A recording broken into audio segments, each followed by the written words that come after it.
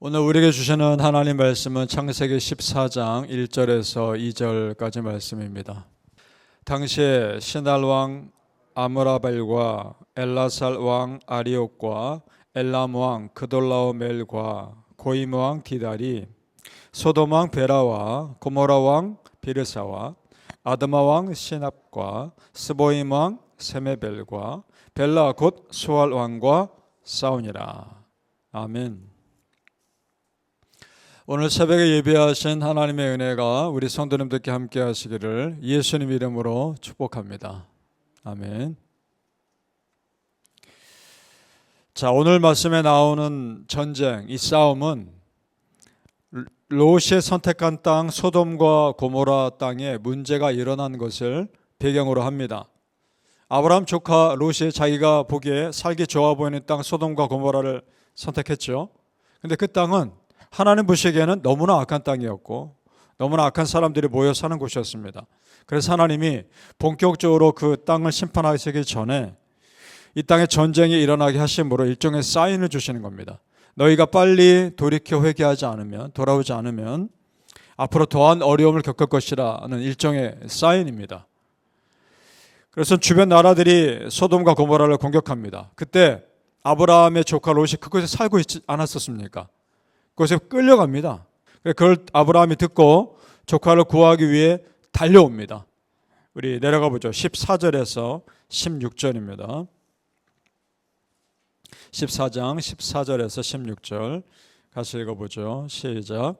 아브라함이 그의 조카가 사로잡혔음을 듣고 집에서 길리고 훈련된 자 318명을 거느리고 단까지 쫓아가서 그와 그의 가신들이 나뉘어 밤에 그들을 쳐부수고 다메섹 왼편 호바까지 쫓아가 모든 빼앗겼던 재물과 자기의 조카 롯과 그의 재물과 또 부녀와 친척을 다 찾아왔더라. 아멘. 자, 보면 아브라함이 그 당시에 살던 곳이 마므레 상수리 숲을 근처라고 성경에 기록되어 있습니다. 이것은요 예루살렘에서 20마일 남서쪽 밑에 있습니다. 근데 지금 아브라함이 군사를 데리고 어디까지 갔다고 되어 있습니까? 단까지라고 되어 있습니다.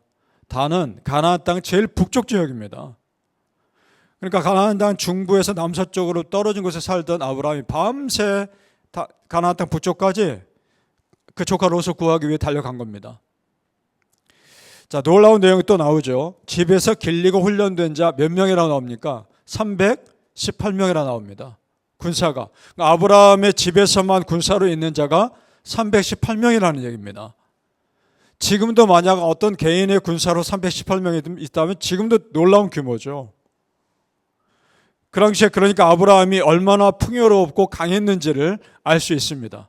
그 당시에 굉장했던 겁니다. 그리고 군사만 318명이면 그와 딸린 가족들 그리고 그 군사로 하지는 않지만 아브라함 집안의 일을 도와주는 사람들까지 다 합치면 좋게 1000명은 됐을 겁니다.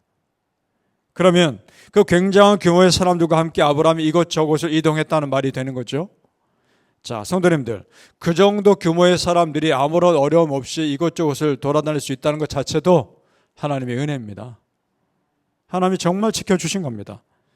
여러분, 우리 하나님 이 아브라함을 보면서 우리 하나님 믿는 자로서 이런 생각도 듭니다.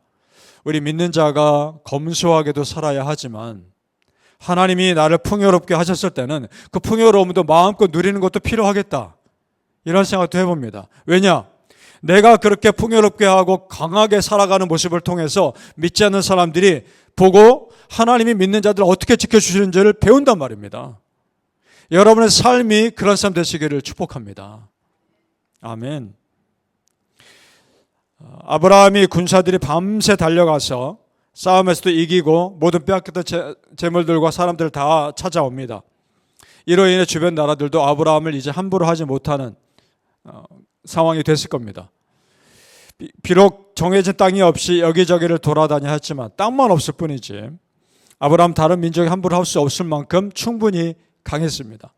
이렇게 하신 분이 누굽니까? 하나님이십니다. 하나님이 그렇게 만들어 주셨습니다. 그렇습니다, 성도님들. 하나님이 함께하는 사람은 세상이 함부로 하지 못하도록 하나님이 지켜주십니다. 믿습니까? 우리가 그럴 수 있기를 소망합니다. 아브라함은 하나님께 순종했을 뿐입니다. 이런 삶을 살기까지. 가는 곳마다 필요한 걸 채워주시고 승리하게 하신 분은 하나님이십니다. 따라서 순종이 정말 중요합니다. 순종한다는 것이. 우리가 하나님 말씀에 순종하면 우리는 순종했으니까 하나님이 그 말씀대로 이루어주셔야 할 책임이 있는 겁니다. 만약 하나님이 A라고 말했을 때 내가 B라고 행동했으면 그 책임이 나에게 있겠지만 하나님이 말씀하신 대로 내가 순종했으면 그 말씀대로 이루어주셔야 할 분이 누구인 겁니까? 하나님이신 거죠. 성도님들, 성경 읽으면서 우리도 이런 도전을 받았으면 합니다. 이런 거죠. 성경 말씀대로 최대한 순종해 보자는 겁니다. 그리고 그랬을 때 하나님께서 어떻게 내 삶을 책임져 주시는지를 경험해 보자는 겁니다. 그러기를 정말 소망합니다. 여러분, 순종하는 자에게 사람 붙여주시고 물질 채워주시고 또한 그때마다 때에 맞는 도움의 손길들을 붙여주시는 은혜를 체험하시기를 예수님 이름으로 축복합니다. 아멘. 이 땅에서도 부유하고 강하시며 영적으로 충만한 믿음의 사람 되시기를 예수님 이름으로 또한 축복합니다. 아멘.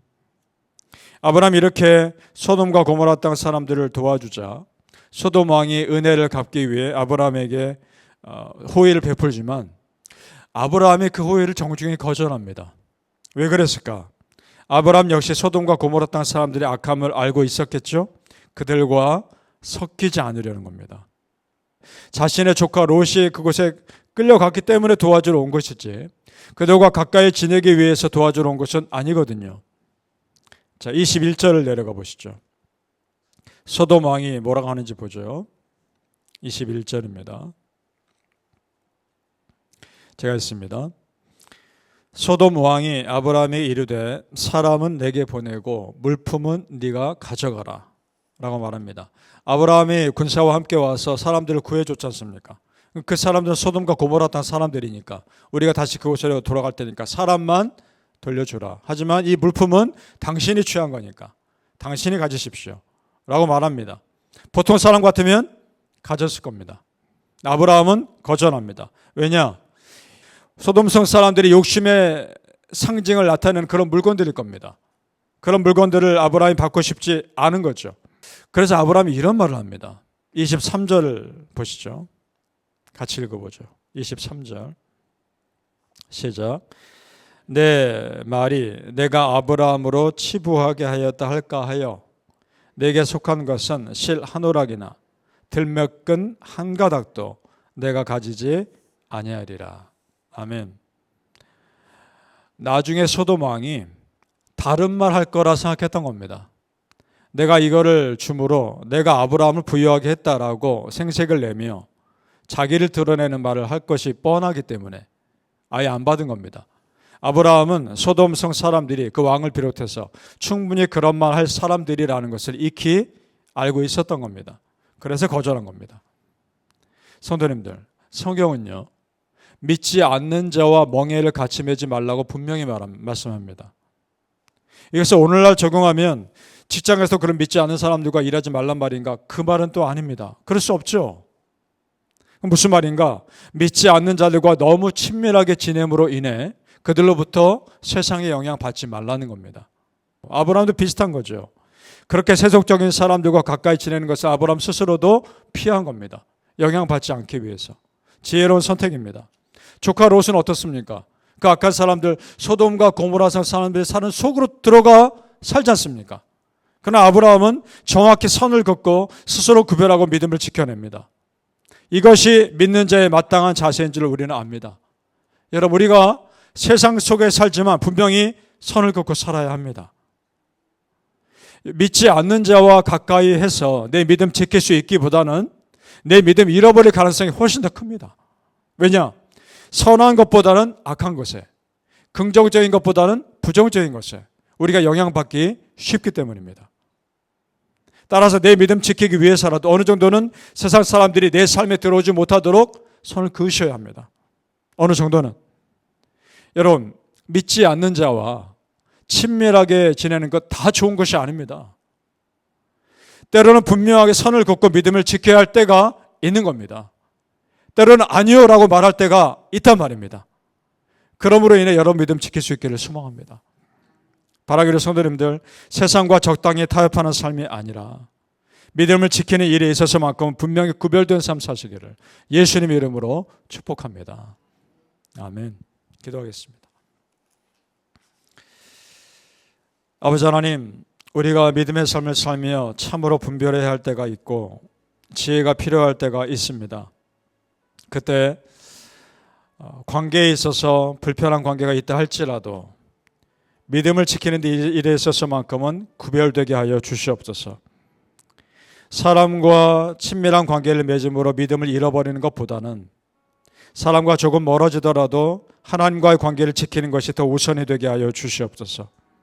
무엇이 정말 중요한지를 깨닫게 하여 주옵소서. 사람의 소리에 우리가 예민하게 듣는 것보다 더 우리가 우선으로 여길 것은 나를 향한 하나님의 소리임을 알고 그 믿음의 소리와 말씀의 소리에 귀를 기울이게 하여 주시옵소서.